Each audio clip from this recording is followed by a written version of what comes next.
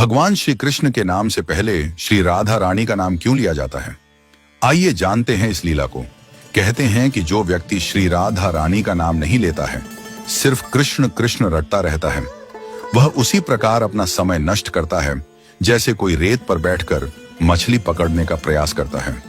श्रीमद् भागवत नामक ग्रंथ में उल्लेख मिलता है कि जो भक्त श्री राधा का नाम लेता है, भगवान श्री कृष्ण सिर्फ उसी की पुकार सुनते हैं।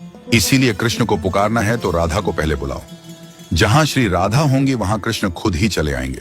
पुराणों के अनुसार भगवान श्री कृष्ण स्वयं कहते हैं कि राधा उनकी आत्मा है, वह राधा में और राधा उनमें बसती है। श्री कृष्ण को पसंद है कि लोग भले ही उनका नाम नहीं लें, लेकिन श्री राधा का नाम जपते रहें। इस नाम को सुनकर भगवान श्री कृष्ण अति प्रसन्न हो जाते हैं। इस संदर्भ में कथा है कि व्यास मुनि के पुत्र श्री शुकदेव जी तोता बनकर श्री राधा के महल में रहने लगे। शुकदेव जी हमेशा राधा राधा रटा करते थे। एक दिन श्री राधा ने शुकदेव जी से कहा कि अब से तुम सिर्फ कृष्ण कृष्ण नाम जपा करो। शुकदेव जी ऐसा ही करने लगे। इन्हें देखकर दूसरे तोता भी कृष्ण कृष्ण बोलने लगे। श्री राधा की सखी सहेलियों पर भी कृष्ण नाम का असर होने लगा। पूरा नगर कृष्णमय हो गया, कोई राधा का नाम नहीं लेता था।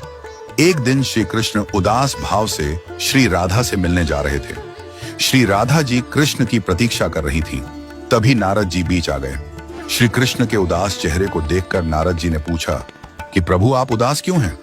श्री कृष्ण कहने लगे कि राधा ने सभी को कृष्ण नाम रटना सिखा दिया है, कोई राधा नहीं कहता, जबकि मुझे राधा नाम सुनकर प्रसन्नता होती है।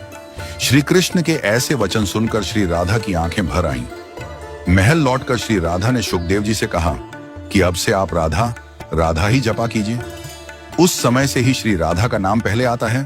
फिर श्री कृष्ण का, क्या आपको पता है कि भगवान श्री कृष्ण ने अपनी कन्नी उंगली पर ही गोवर्धन पर्वत को क्यों उठाया था?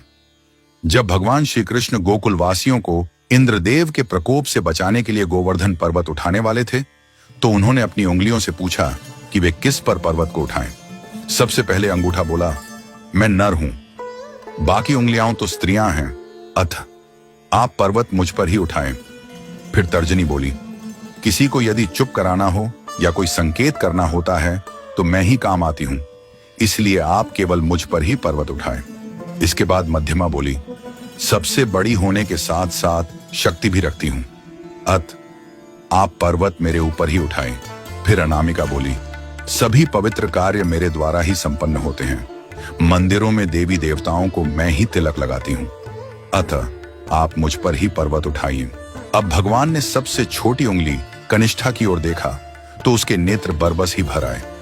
वह भरे नेत्रों के साथ बोली, भगवान, एक तो मैं सबसे छोटी हूं, मुझ में कोई गुण भी नहीं है, मेरा कहीं उपयोग भी नहीं होता, मुझ में इतनी शक्ति भी नहीं कि मैं पर्वत उठा सकूं।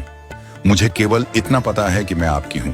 छोटी उंगली की बात सुनकर भगवान श्री कृष्ण प्रसन्न हो गए और बोले, कनिष्ठ, मुझे विनम्रता ही तो पसंद है, यदि कुछ पाना है तो विनम्र बनना पड़ेगा।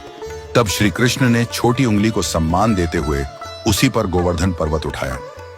इस कहानी से यह शिक्षा मिलती है कि कभी भी अहंकार नहीं करना चाहिए। विनम्र और सरल बनिए, तभी प्रभु आपके हो सकते हैं।